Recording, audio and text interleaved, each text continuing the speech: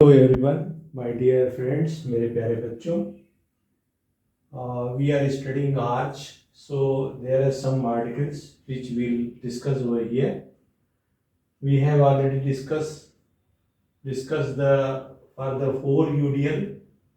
This was WL by 2 root over H1 plus H2. If concentrated load is put on the ground, then the thrust will be given by this formula WL upon root over within bracket H1 root over H1 plus root over H2 whole square. So you have to remember this thing that if it is UDL, this is concentrated. If it is UDL, you put H equals to small WL by 2 within bracket root over H1 plus H2 whole square. These are the two differences which we must keep in mind. Otherwise, you can calculate through taking moment about C, left edge and right side. This can be done easily. So there is another article, that is temperature effect on three-hinged arch. If there is a temperature increase, then basically what will happen?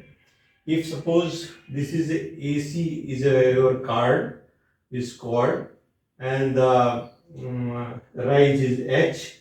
So what will happen if the temperature is increased? This arc will go to point D, because this A is hinged, so it cannot move to and fro. So this will move upward and the new arc would be AD. Now the change in due to temperature is DC, that is CD, or this is lambda. So let us find out what is the value of DC. Let us see. You will find this AC arch. This arch is subjected to chord, this, that is AD and AC. And now the change is in arc. If you put a perpendicular over here on the AD, so this AC is more or less equal to AE. So this is AC equal to AD, and change is AC alpha T. The change will be change in arc, change in chord will be AC alpha T. Alpha is linear expansion and T is a temperature. If you put a perpendicular to AD at E, now DC is small enough to AC equals to AE, and ED is a change. You can have a change. So ED is nothing, AC alpha T. AC this is ED is equal to AC alpha T. So now let us see what will be the DC. So this ED, you can say, if you put this theta, so cos theta equals to ED upon DC.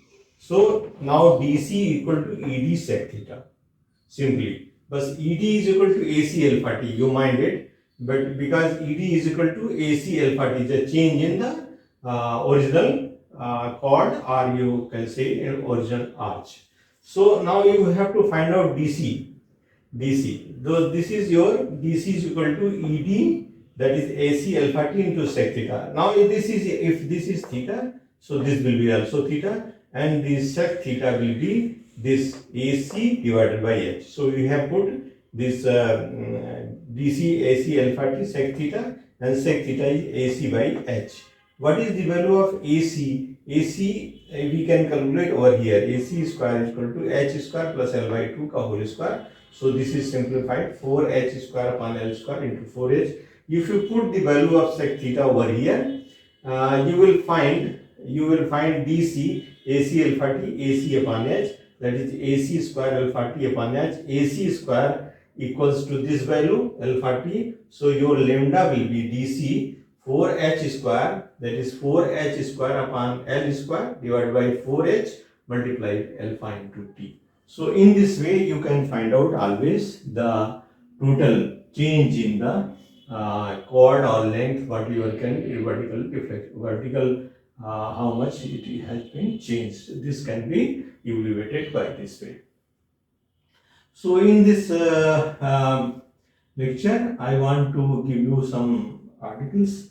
When you face the problem, you can solve it like this. So this is for the 3-inch charge, and if you go for the 2-inch charge, what you will find, there is only two hinges A and B, and this is totally indeterminate structure. So what will happen? So you can take moment at any point.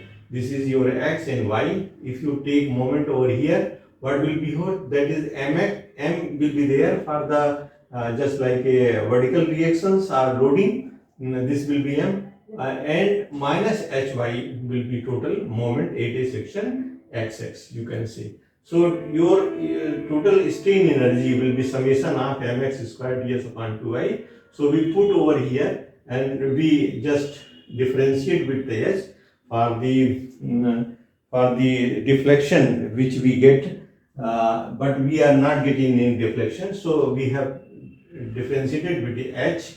So for minimum you have to put it like this.